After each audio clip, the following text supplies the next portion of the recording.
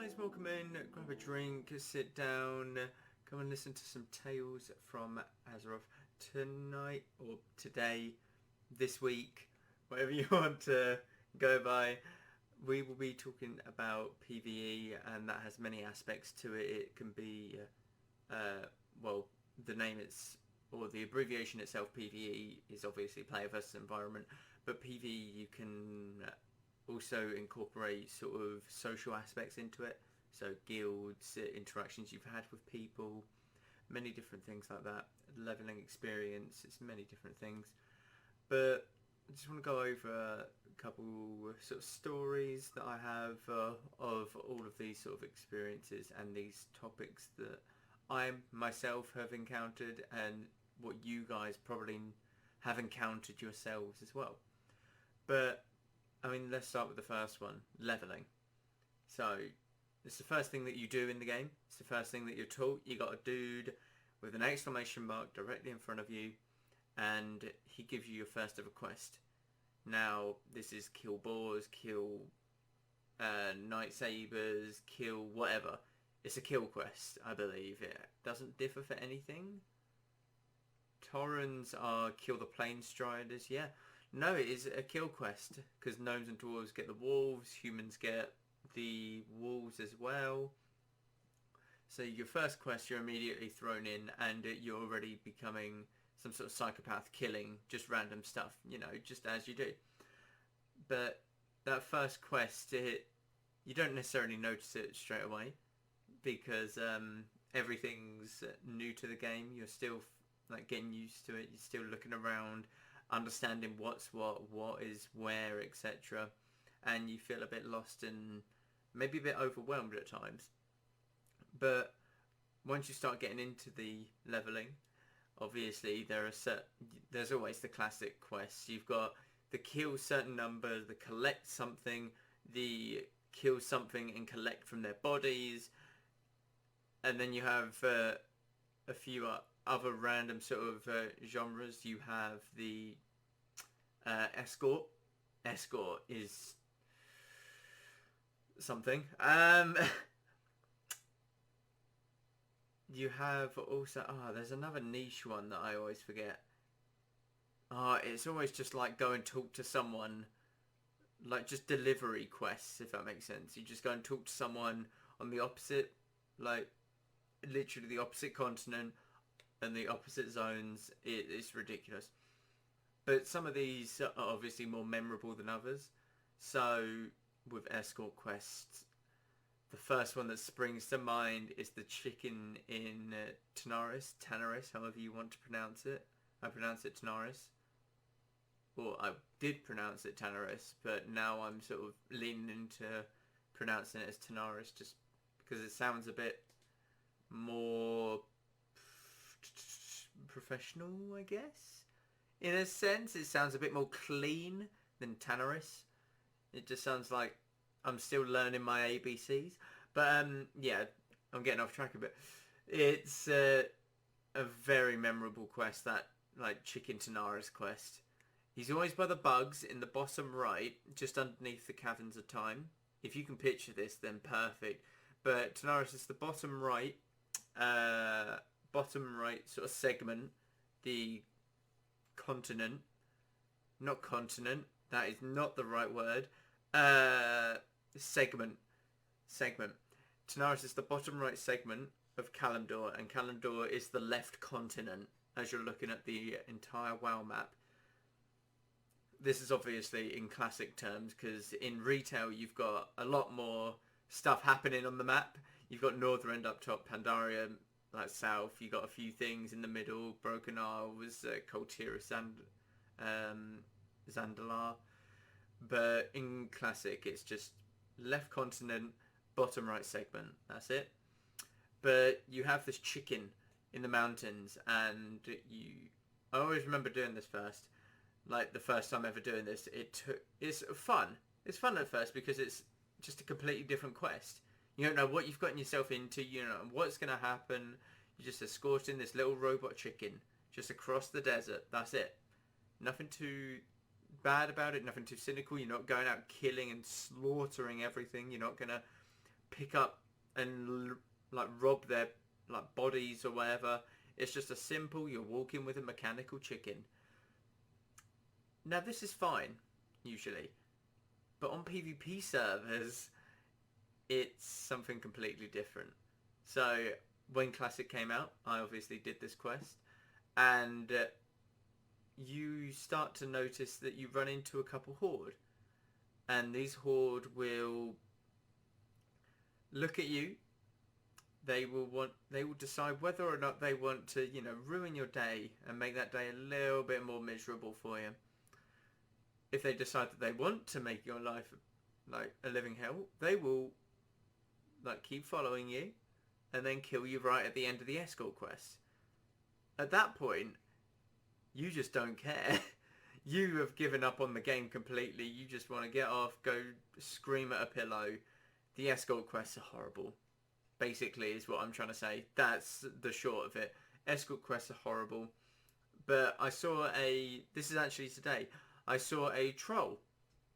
I saw a troll, level 51 troll hunter doing another escort quest in Tanaris. Now this escort quest is from the very bottom, the very south of Tanaris, and you have to escort what's it called? A turtle. A turtle called Tuga to the very top right of Tanaris. Now I came across this troll. I looked at him and I thought, do I really want to ruin this man's day? Now, normally I would say yes, I'm not going to lie to you. Because I want to mess around with people as much as the next person. But I understand how painful them quests can be. That's why I didn't, to be honest.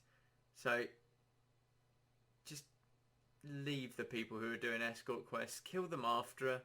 Just don't make their life a living hell, honestly. But the main reason that you do quests is to get to endgame.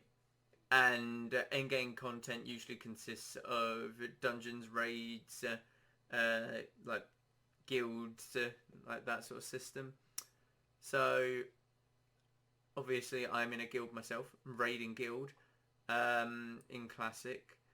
I'm not going to give away the name, because some people might just want to, be our own little guild, that's it. But I'm not going to give away the name, because I might get hate, because I've made a few enemies throughout my time in Classic, not going to lie. But I'm in a raiding guild myself, and you obviously have the different types of characters. There's 40 people in a raid, and you're going to have different types of characters clashing with other types of characters. Now, you obviously have the tanks. Our tanks in our guild are the shot callers, so within a raid, you are the only one, or the tanks are the only one that speak, really. It changes throughout every guild. So people will have a designated raid leader. We actually do ourselves. We have a raid leader, but the tanks are also very much part of everything and leading the raid. Because without the tanks sort of communicating, then you're not going to get far, trust me. You really aren't going to get far.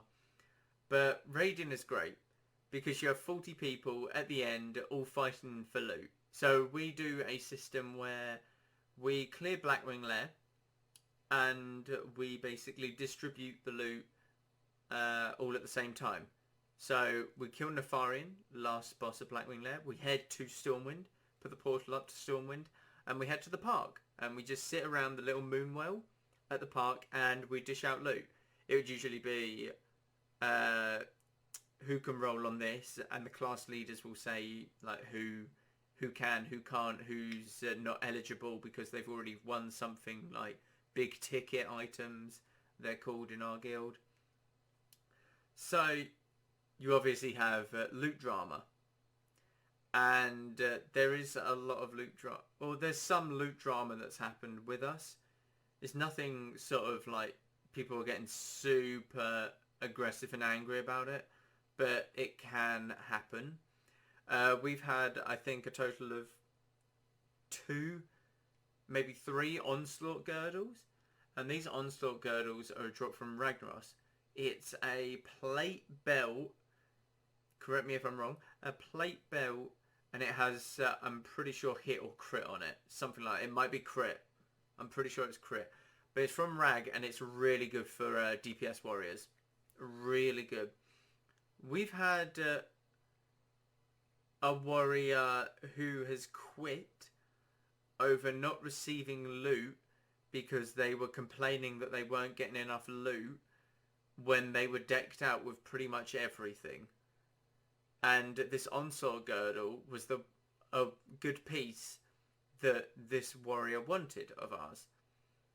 Now, the one raid where they refused to go in because they had enough, they got nothing from Blackwing Lair or anything like that. They had enough, they just logged out. This onslaught girdle dropped.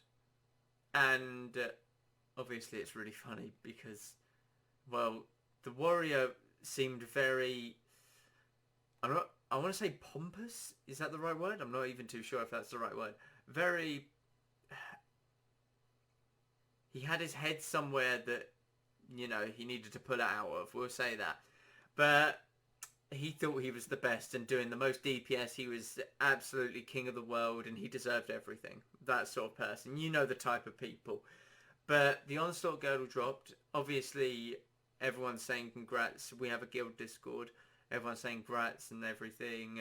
Like, he next comes online in the guild. Like, everyone's still saying congrats to the person. Next thing you know, he's just gone. Like that. Just, it's like a fart in the wind. He's gone. Out of the guild. And he had a couple people who played with him. And this is a hunter of ours in the guild. But he basically, there was something that never dropped in Molten Core that he needed for, I think, a set completion or something like that. It never dropped, and as soon as the boss was completed that would drop it, he would log out. He wouldn't help the raid clear the rest of the way. He wouldn't do anything else. Just log out. Gone. And in the end, he did just stop playing, like, the game. From what we know, he just literally stopped. He logged out in Molten Core one day and just never logged back on. That was it. He was gone. This was a few months ago and he's still offline. It's a bit ridiculous what people can sort of get into over loot. Like, the amount of drama that can be... the amount of drama that can flare up because of just a simple, like, purple piece of gear in a game is ludicrous. You can actually make enemies and you can, like, annoy a lot of people with a piece of gear in a game, which is absolutely ridiculous to me. I myself, I've not gotten any gear for about a month and a half, about that. I've been waiting on a trinket for so long. I've got the Eye of the Beast trinket. This is a blue trinket that you get from completing a quest, and it gives 2% crit. That's it. It's a decent trinket, don't get me wrong. It's a bit like best in slot before raids, but there's trinkets within the raids that I really want. Talisman from Molten Core is obviously one of them, and the Blackwing Lair. The Blackwing Lair trinkets. Now, I've got the Zandalar trinket from ZG, the Heart of a Car, and like, I've seen the Blackwing Lair, like Nelfarian's Teardrop a few times. Mind Quickening Gem for mages, I've seen it drop once. I've seen Talisman drop about 6 times, not won any. I can't win any loot, but it doesn't matter. I don't care because I'm still having fun. I'm still chilling out. I know what I'm doing will pay off in the end. And that's the thing. People go there for the loot. I myself do as well. I go there for the loot, obviously. But I also go there just to have fun and enjoy the time. And you want to experience that with them people. Because it's a multiplayer online game. It's an MMO. Like, you need to... That's what some people miss out. Some people miss out that it's a game and you just got to have fun with it still. but people get wrapped up in the colour of some gear and ultimately make enemies in the end. It's a bit weird how people's greed can sort of push them to that length, and then it makes the game unfun for them. And then what was the point in arguing over the gear anyway? Because you're going to quit the game. It seems a bit ludicrous to me. But you always find certain characters within raid groups and dungeon groups. Like the two people who have quit the guild because like of some gear. You also see dungeon groups where you see people who ninja stuff. You see people who cry. You see people who link the DPS meter every fight. It's ridiculous. You've got many of them characters. I mean, look, I had when Classic came out. This was a month in or something. I was about level 20, late level 20s, around 30. I was doing a run of Gnomeregan. Gnomeregan being the like little gnome place in Dunmoreau, top left of Dunmoreau, where Ironforge is. But we had a hunter in the group. Now this hunter needed something. It was from the water boss. I can't remember his name. The one that drops the hydrocane. You know, that allows you to breathe underwater. That stuff. He needed something. Now I'm pretty sure it was a fist weapon for some reason. But he needed it. Never wore it. So I called him out on it. And it's like, why did you need it? And he's like, I need it. Okay. I understand that you did need it, but why did you need it? And he put, I don't know, I just need it to switch between. And it's like, no, you don't do that. You need it if you need it. You're not switching between weapons, are you? You're a hunter. So his reply to me was, okay, I'll use it. So he puts on this fist weapon and he just proceeds to start punching shit. Now, he just keeps punching the mobs. And I'm like, well, you're not doing any damage. And he was like, yeah, but I'm using the weapon. I'm leveling up my melee skill. So at this point, I've just had enough and I can't be arsed because I think it's late at night or something. But I basically go, okay, you're useless then. So I kick him out of the group. So I kick him out, and what he does is you see him make a bolt straight for the boss. The boss is the one that drops the one-handed sword, the Electroprod 9000. It's tough to explain. It's the one in the little mechanical spider. But he makes a beeline for this boss. Aggro's the boss. And dies himself. Now what he was hoping, I think, was that the boss would aggro to us and we would all die. But you see him run up this little ramp, attack the boss, get slapped about by this boss for a couple of seconds, and then just drop dead. And nothing else happens. Now, I don't know why he was trying to kill us as well. But it just seems very stupid that you give your life for that. Why wouldn't you just Hearthstone, walk out? It just seemed very weird in a sense. But it's just like some people just don't understand in terms of the game. Like, it's just not fun for others if you're going to be like that, if that makes sense. Like in the group, it's like, yeah, I might need it, might not. I'm still going to need it just in case. But it's like some people in the early stages of Classic, at least, could still do with the gold or like the silver that it would produce for them, because not everyone was rich at the time. Everyone's figured out like how to do like boosting and everything to make loads of gold. Like, it's ridiculous now, but some people on the early stages need that. But even in, like, the next step up was Scarlet Monastery from Gnomeregan. Like, you're level 30, you hit Scarlet Monastery, like, Graveyard, you're like, yeah, we're getting to the big boys now. So we got this warrior tank. We got a warrior, myself as a mage, a druid, and a couple others. So we do a couple runs. We do the first run, it's kind of alright. The tank's a bit weird. You can kind of sense when people are a bit weird and off. But you just got to get over it. So we do one of the runs, and we say, does anyone want to do like Scarlet Monastery Library? Everyone says yes. So we head over there.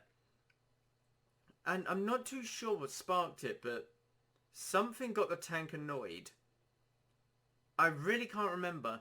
But we pull a few mobs, and this tank links the DPS meter. And the question that follows it is the question, where is Druid? Now this is the DPS meter. This is damage done for like the last fight, or like overall data. And the Druid is our healer, bearing in mind. So he's asking where the Druid is in damage when the Druid's been healing him as the tank. Now this in itself is hilarious because he doesn't realise that he's being healed by the Druid, the only other class that I believe could have healed him in that group. But it's like he was doing nothing himself. He was so low on that DPS meter, it was unreal as well. But he got called out by everyone in the group and then just left. He just left the group and half stoned out. He was a really weird one. He was a weird customer, that one. But you just meet these people in dungeons. You meet the ninjas. You meet the like absolute wackos of tanks. It's just ridiculous. I've forgotten what I wanted to say. There was something that I had on the tip of my tongue, but I can't quite think of it. You've got the you've obviously got the AoE enthusiasts at the very start of Classic. That was just the spell cleave. You want warlocks, mages, and a paladin only. That's it. That's your group. That was always fun to get around at the start, especially myself being a mage. But I mean, yeah, you just find some weird people within like late game content and stuff with dungeons and raiding. With regards to, I touched on it a little bit, but people, how they make gold in PvE. Myself, I can do many things. So I either farm rich thorium veins in Western Plaguelands around the early hours of the morning, when there's the least amount of traffic and people looking for it. I have also done Diamond East, like jump runs for the thorium veins as well. I have done many things such as farming the cave in the top right of the Western Plaguelands. Yeah, Western Plaguelands. For the Greater Nature Protection Potion recipe, because that goes for a lot. That goes for about 50 gold, I believe. 50? No, Christ, 500? About 500 gold. Just excuse me 1 second. Okay, I'm back. Sorry about that. My throat's still a bit dry. I'm still not quite used to talking just by myself and constantly. So it's not been as bad as last week. Well, not yet. Still got a bit of time. But I think it's getting there. It's getting there. I've also just went back to work this week. So this week? Yeah, kind of this week. Yeah, before like my last podcast. Or after my last podcast, I've been back to work. So my voice is starting to get back to its original self because I have to talk to people constantly throughout the day. But what was my point? Oh yeah. So basically I've done a lot of things in terms of making gold, but the main source of me making gold now is I sell boosts. And these boosts are Scarlet Monastery, this is Cathedral and Armory, and Maraudon. And I do want to learn the Zul'Gurub boost as well. But that takes quite a lot of time and practice, and I need sort of my gold and to prepare for Encourage, which is the next patch, which comes out in 20 days. Yeah, 20 days from now. But basically, these boosts, just 4 people sit there. I charge them 8 gold for Scarlet Monastery, 10 gold I think for Maraudon. And they just sit there. I clear the entire instance with one like massive AoE pool. And that's it. That's literally it. That's how I make my gold. 8 gold for 4 people, 32 gold, and I can do 5 runs in an hour. So 32 gold times 5, 64. Oh my god, I'm not quite as quick as I was. 128. And then we got in maths.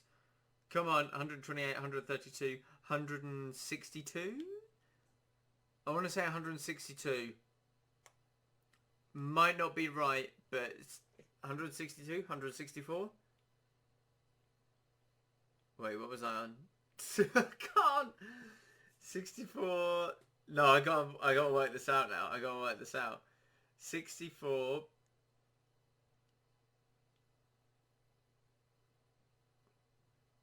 What? My maths is failing me.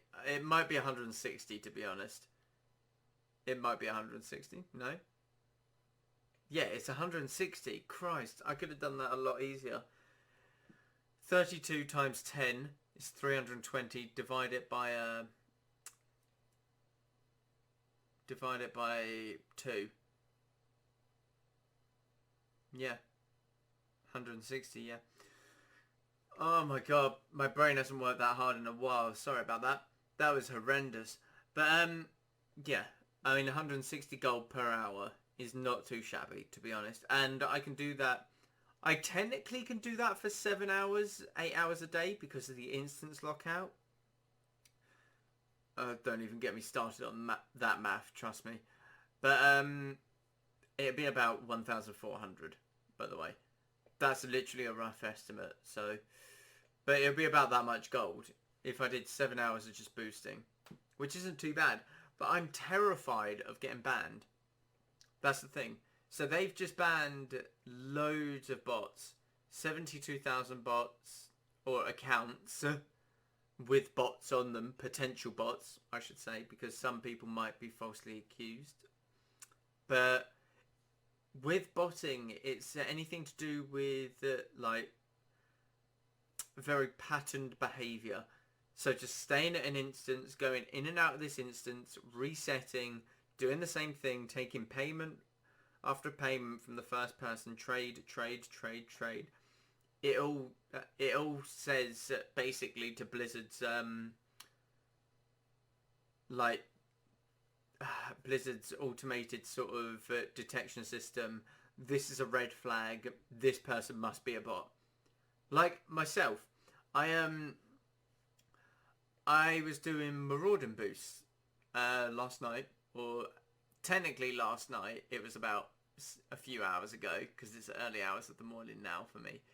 But every time I went to reset, we all walked out and there was this bald gnome here. No guild, just this bald gnome here. And that's usually fine. People go AFK outside marauding all the time. But what got me thinking was this gnome was here for a couple hours, and when I started the marauding boost, I got into a little PvP scuff with a Torrent and a couple others. And the gnome was still there.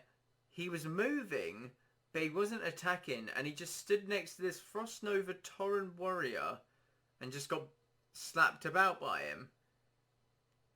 And what seemed really weird was the instant release as he died, and just you can't interact with him. I tried messaging him saying, hello, are you there?